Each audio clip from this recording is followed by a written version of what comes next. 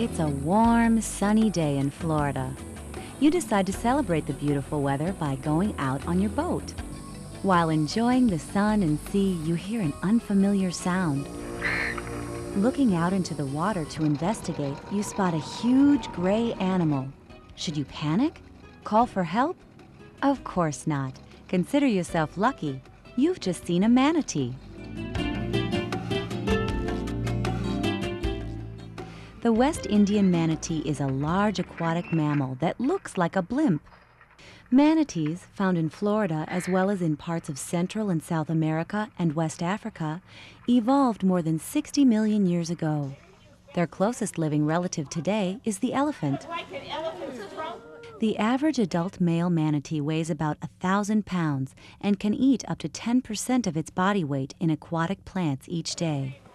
Harmless and generally friendly to people, manatees have no natural predators. And with a normal lifespan of 60 years or more, you might think you would find a great many manatees in Florida's warm coastal waters. Unfortunately not. During the last survey, only 2,600 were counted in the United States. These animals are being threatened by a variety of factors. Their natural habitat has been reduced as a result of constantly expanding development, and what's left may be contaminated by pollution. Each year, a large number of manatees are killed or seriously injured by fast-moving watercraft. Because manatees are slow and often swim near the surface, the propeller blades of speeding boats have too often been a cause of serious injury or death. Recognizing the threats to these creatures, both the United States government and the state of Florida have declared the manatee an endangered species, and today many efforts are being made to protect them and to increase their population. One such effort is the Crystal River National Wildlife Refuge. Within this 46-acre site are several islands and bays devoted to providing and preserving habitat ideal for manatees. There are several natural warm water springs within Kings Bay, which is where the refuge is located, and those warm water springs provide the manatee a winter habitat in this area.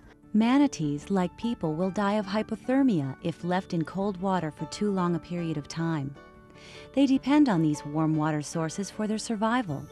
One way to recognize manatees in the area is by their telltale footprint on the surface of the water. They make a smooth, circular shape with their tail as they're swimming along. So when you see a smooth circle on the surface of the water, that usually means that there's a manatee nearby. Another sign to look for is the manatee's snout as they come to the surface to breathe. They must breathe when they're active during the day every 2 to 4 minutes. And when they're sleeping and resting, manatees will generally come up and take a breath every 15 to 20 minutes. In addition to preserving habitat, another way to help protect manatees and other endangered species is to educate the public.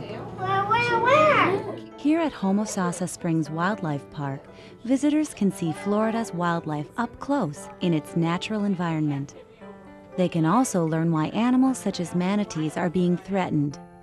Now, out in the wild, a lot of manatees get hit by boat and barges. We have one in here named Amanda, big scars on her back from being hit by a boat. They also get caught in crab trap lines and fishing lines. During the summer months, many manatees leave the warm springs and move north along both coasts, sometimes ranging as far as Alabama in the Gulf of Mexico and North Carolina and Virginia on the Atlantic coast. These migrations are being followed closely by researchers at the Florida Marine Research Institute. Sometime here in February, manatees returned. Information they gather will help policymakers develop better strategies for protecting the manatee in the future. For more than 30 years, Dr. Buddy Powell has been studying manatees in Florida and in other countries such as Belize. He says research there helps them understand more about Florida's manatees. He looks much better.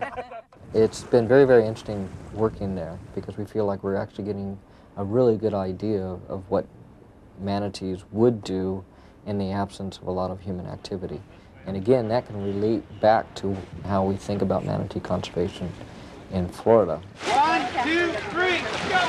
Another important part of the manatee conservation effort is to rescue and rehabilitate injured animals, then return them to their natural habitat. Here at SeaWorld in Orlando, teams work to nurse manatees back to good health. We are the largest rehabilitator of manatees. We quite often get as many as 20 animals a year that goes through our rehab program. Load the mother up first, the calf beside her. The efforts of the veterinarians and biologists at SeaWorld have paid off. Today, 3 manatees, now back in good health, are being returned to the wild.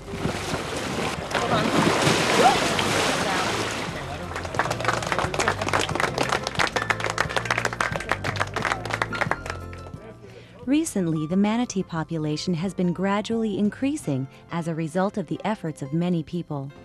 So why is it important to continue to spend so much time and money on this seemingly insignificant creature? Perhaps it has to do with our own well-being. I think they're kind of like a sign of how the environment's doing. And if manatees can survive alongside us, I think our environment's going to be doing well. We're not only providing and protecting habitat for a wildlife species, but we're also preserving a healthy habitat for ourselves. We're the ones who have to do something about it. Otherwise, our children and their children might not see manatees.